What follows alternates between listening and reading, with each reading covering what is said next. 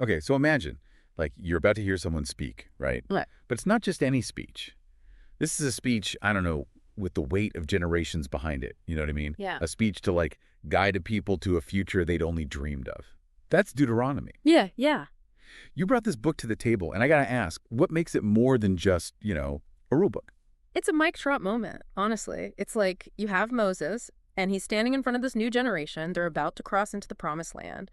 But the thing is, the words he uses, they aren't just rules. They're like a lifeline. A lifeline. Yeah.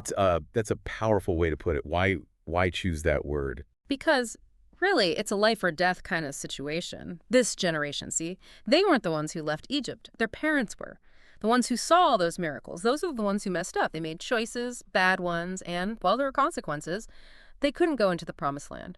So put yourself in their kids' shoes. I mean, yeah, that's a lot of pressure to carry the weight of a whole generation on your shoulders. Exactly. And that is where Deuteronomy comes in. It's Moses' last chance, you know. He's trying to say, hey, you weren't there for the plagues or that whole Red Sea thing, but trust me, okay? This God, he's the real deal. Wow. Don't make the same mistakes your parents did. Choose this covenant. Choose life. It's like he's saying, hey, learn from the mistakes, for sure, but don't let them define you. You have a choice. But okay, let's break this down, this word, covenant. We hear it all the time, especially when we're talking about, religion. But what does it actually mean? It's more than just a contract, you know? It's a deeper commitment, like the strongest commitment. And not just any commitment, it's sacred. This bond of trust and loyalty, but huge. Think of the strongest relationship you can possibly imagine, right? And then multiply that by infinity. Wow. That's the relationship God is offering. Okay, so that's serious commitment. But I imagine with that level of commitment, there are some expectations, right? Yeah, absolutely. And that's where this whole idea of holiness comes in. It's not about, like, just being righteous or following the rules without thinking. It's about showing God's character in everything you do. So their actions, what they do, it's like a testimony. Exactly. It's like Moses is saying, you're a reflection of God. So live in a way that shows the world who he is. And that is a big responsibility. But it's also an incredible honor. It's interesting. It connects your personal actions with, like, this bigger picture, God's character and reputation. It's not just about them. It's way bigger than them. And that's a concept that still speaks to us today, don't you think? It makes you think about your own life, what you value, what you stand for. What if it wasn't just a personal choice? What if it was a reflection of something much bigger? It makes you really consider the impact of your actions, not just on you, but on the people around you, even the world. It's like Moses is giving this masterclass in legacy, like, understanding that your choices have ripple effects. Exactly. And that whole sense of legacy, it's woven all through Deuteronomy. Remember, they're about to inherit this promise, this land, this amazing place, and it's all because of God's faithfulness to their ancestors. But here's the thing. Inheriting something, it's not passive. It's a choice. It really makes you think about our own inheritance, what we've been given. What are we doing with it? And more importantly, are we remembering the one who gave it to us in the first place? Which brings us to another big theme in Deuteronomy, remembering. Remembering. Okay, tell me more about that. What were they supposed to remember? Well, Moses, he knew people. He knew that when things get tough, we forget the good stuff. We forget how faithful God is. So he's always reminding them all the time of what God has already done. The Red Sea, right. Manna in the desert, water from a rock. Those weren't exactly subtle events. Exactly. These weren't stories passed down through the years, They lived through this. And those experiences, they were meant to be anchors for their faith.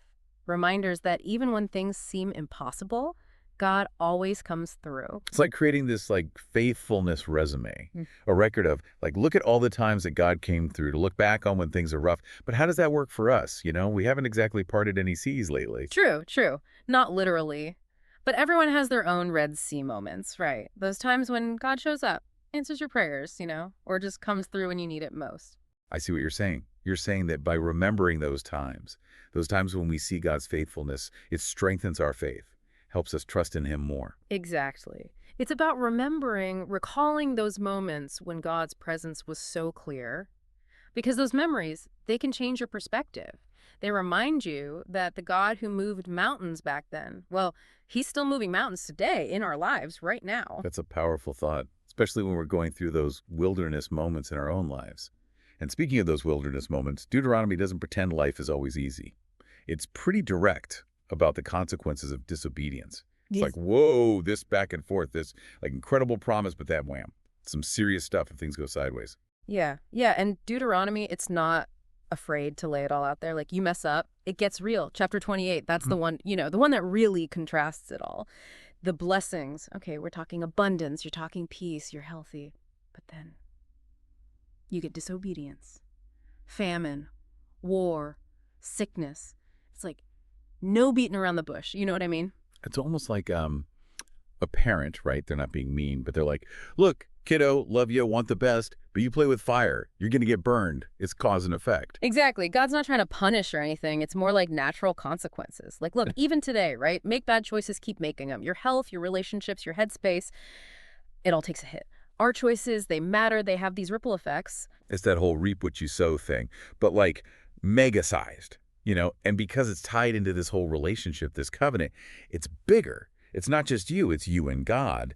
And can you keep your end of the bargain? And it goes deeper than just the outside stuff, Deuteronomy, it talks about your heart, what's going on in there. Like, when you turn away from God, it's like your heart hardens. It's harder to feel his love, to hear his guidance. No, that's deep. It's like we're shutting ourselves off from the source, the good stuff.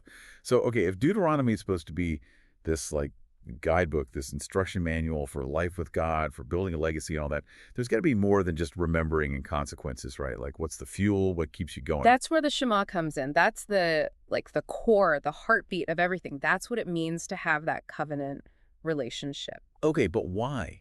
It's just a few lines. Yeah. What makes the Shema so powerful? Okay, so back then, everyone's got multiple gods, right? Polytheism everywhere. To say there's only one God, radical.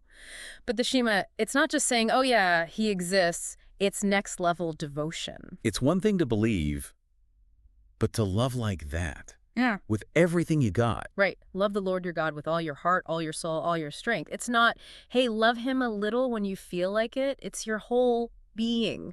Total surrender, total devotion. No wonder it's like the prayer, It's saying, this is my God, but also this is what matters most. But okay, all that love, what's it look like day to day? What are you supposed to do? And Deuteronomy doesn't mess around with that. No vague stuff here. It connects loving God with how you live your whole life, how you treat people, how society works. So it's like your actions prove it, not just feelings. Exactly. Taking care of the poor, being fair, even the Sabbath, right? Those weren't just rituals. They were how you showed that love. You take God's heart and you reflect it in every single thing you do.